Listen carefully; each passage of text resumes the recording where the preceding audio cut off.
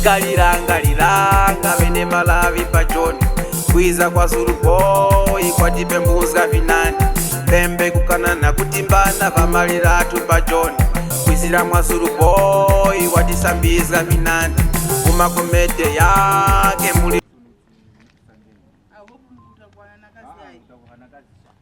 kwa hiyo ndio uleke kuti ukukuruta ukoti mbweni nakulekera hapa mbona mnasanje mwaleka tose tujinga nina mshizika dada wanyana nyamura basikena kwa kunyumba ya msangeni sebu kumva watu boy ukaembeke kwenda na wananume wanyake zaku yakula mambo na msamuka hapa nyumba ba ya ini fulije mwanarume imwe uko wewe mwanakazi Mwa tema kunomba.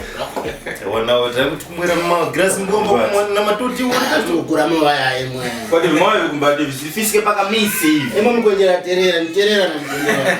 Kurama waya. Utondekera so paka. Na kurati. Orowe. Wana mundu wanda kuleko na mwa chako kumbati wole ngende wogura wamwera zituomba. Mkonjera terera imwe. Ndio musuza pambara nene.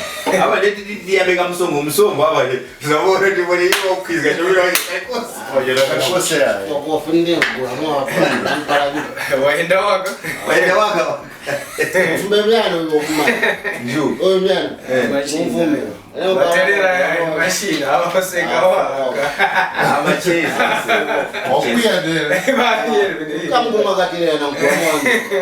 Namba kwa kurama. Awezezo wasikula. Juni wansanga pamwavi ugaeze. We. Juni wansanga pamwavi uno masera. Mbona we machini yako hii? Icho ni panasoni ngene pepe. Ngana mwote banyewe walije banakaza bungu wandena pambara ngani hapa ndio tucheze mbungu yangacho. Paka mumanyino mumanyino mwapana baby. Kupana baby mpanengo hiyo ni panene. Hiyo ni baby. So ile kwa mpla baby au tuone bani mpana so kumbango. Mbango ni. Solaka biloze kwa shaka mbali dende. Iwe ngapana mbango. Leka ngorongole. Wakati wona Naka baby kwa kutoronga ungakana ngabituzi binande so wona ka ungacheka kwa mirako ndi. Baby pepe. Oh. Sonde chiki yo. Chiki. akatoni Arongo akashuka kakaze. chikinga mama ipo. ngoro imanya Nji. kitu cha waka kani pamoja mwana makazi ndio ila Kuitana kuzumura ngengwako. Nini? No special. Ngashina chana rume kwe kumwana meko kumkumba cha. otengo yo Inashina mwana meko kumwana meko cha nitori ngindini. mwana waka na yebo mbaya mbaya Wobona kwa kwa makazi ubone kaendesha Uyo yapo. Naona gani? Naona gani si. Urasa. kawari kule Ndama tatu. Janga tungejana. Acha tuko. Para tunda moko. Moko tunamara cha. Napendelea mbombo kutunda. Man baby ya mtu gapa hii. Kawi ni chuki. Ndio mwanakazi nao. Mwene kwa mwana mwene hiyo. Moro wake. Hiyo na mwaka rukasanga nayo. Suri wafuna tu wafumira. Hiyo ndio mfumo wake na. Wati. uko kumba ngotengo Sona kweka kwa Nambuyo wake kubona chano michikumbo chirenge no mandiyo ngati. umarane ngabo waso wengi. bako chena simbu Hapo kutika. Mwake ni mwene hiyo. Inu mumanya, inu mumanya. Yeah. Mwake ni mwene hiyo hapo sasa. Sawa nena. Acha ukoro. Fano kumakoso kwa kuya. Okwea. Ukamama. Neka kwa kuya. karabasi tuone ujatiste Mnyama tangu mmanya umatika pusikana baseka. Na mvorokola banakazi. Chilichoza kwa mtu ngole. Bia problem meza. Ngwale nina. unaweza tumakazo Makazi asengo mwene ndemone bogaraba friend na ina. Ndini moro wa biyo ni ba. Lenga kweka kwendingati. songa naona wakora ngana phone kuoneskera Watu kushauri nishtole kishina mfumo wake watu mtuwera ndio ngafana kwa yake. Amwezesha mtu. Amwezesha mtu. na uso kurepo Maoso mtu lazima kana kula tena. ngepari ngoisha Tulende delito. Gura. Ndio mpanda mbazungwini. Kura mwa ina kura ndini. Ya.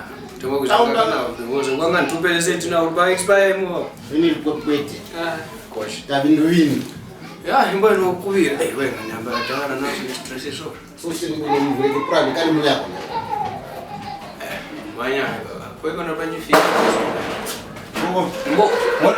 Wani mnyamadela Nyamala leo. Mama acha tu mwanakazi wangu longa pala ngo uje mwanakazi wani. Wali nguni hapa sio ndio. Wale vile ngapanya mabodo fose. Wali nguni. Mundu ndio wanga dai mwanakazi wani kusonga mwanakazi wani. Wali nguni. Chali kwa utasi. Wata nguni. Ya hiyo fika. Wala Sangane. Vabutika se toast. Sangane. Asipesa dunia kwa hiyo.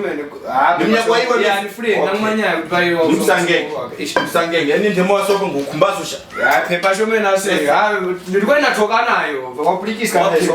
Masha kwa shimbalengo wapitilile ngikwa. Wao na tuseme. Ni ndio mama sasa. Ngokususu. Akwengo sugurani ayo wanyaka takadana watemwa chomeni wanakazwa kwatemwa chomeni. Mona mbo kurungo chaise da kono chata za kukula bugura ni mo kuno komuti chaise. Sasa ndeneliro. Ya hizo. Pepa mos. Aba na mana so ni nyamko kana ni wale kwa. Ya pepa.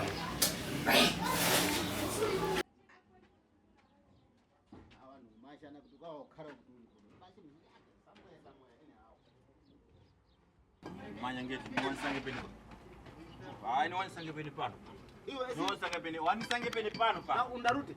Nencha peni pano pa. Wansange peni pano pa. Hivyo wapanga pa voshindele shomeni. Ngati wanganilongora ngati chituzi kunilongora mwanakazi wani okusonga mwanakazi wani. Wansange peni pano pa. Waone ngenga pake na ruti. Ni wansange pa peparo makupalizi. Ina kwa mrendo kwetu. Wose kumanya pai ko waona utimbo. Wana rumu. Ya. Mtima pasi. Yakiza mtima pasi. Uyu ngumanya udwala uyizenge sono apa ndo uyizenge sono. Waone ngani na ruta ni chati pano ni wanoonenge na Yesu. Kuona vile wapanga yeye. Tunaambia chipo chinje zapo. Pange sote ngani dono tupanga. Hichi kireke bra. Anamshika. Ya bra ngani mtima pasi. Hichi kireke. Dira kimani. Yeah, it's strong man. You are a man. Nani sonde basa mkoro kana kusamisha kuyoya maya utiyoze friend so za mpasho mene pala kwenye wewe uishtika na ndela brazil na weranga na mnanguraida pa na wera nani na msanga washa kunundumia na msanga pawara munyino na mlindiriranga so brazil ngati mkomi wandu alinga friend mkomi wandu alinga pia mkwandisike ngoto washo songa morwini mbono bana vikwanje mkati akuru takusangana kamba moa pano tosasangana imam at least mumane ba friend kwene namna shonera ine ngona shinjwe mya shome bali na rume tekateka bali susu kwa baba mapanye ini kutora na mwanakazi hawana mwanakazi shome kwa baba mwanakazi wana wamfuma mnyumba oro ngombe para mkeza pachwaya kuti yakeza ni mtu amkuda chapa ni kushwaya kunjani kutengere kwa karanga. Okay. So mungana mwana utine mwanakazi wani kwani sikaye chaiyo kwani sikaye kumbaye. So tungana mwana kunjira wako cha opeleka chisanzo. Kupeleka banyaka maropanyake mutanga kama fika kama ekeve mona. Akuru. Baba kumbika kama kondo sai bali susu kwa mchini ba. Wewe injini bage. Brother, tufisikane kitu. Kata tufisikane. Makana kama. Wewe uzo bage ni kwa chemela kama yake. Arare kuzandana. Okay, mbanya utibage ni ngane kupetipira hai. Maona. So kushtika ni nani mbaya. Bali go.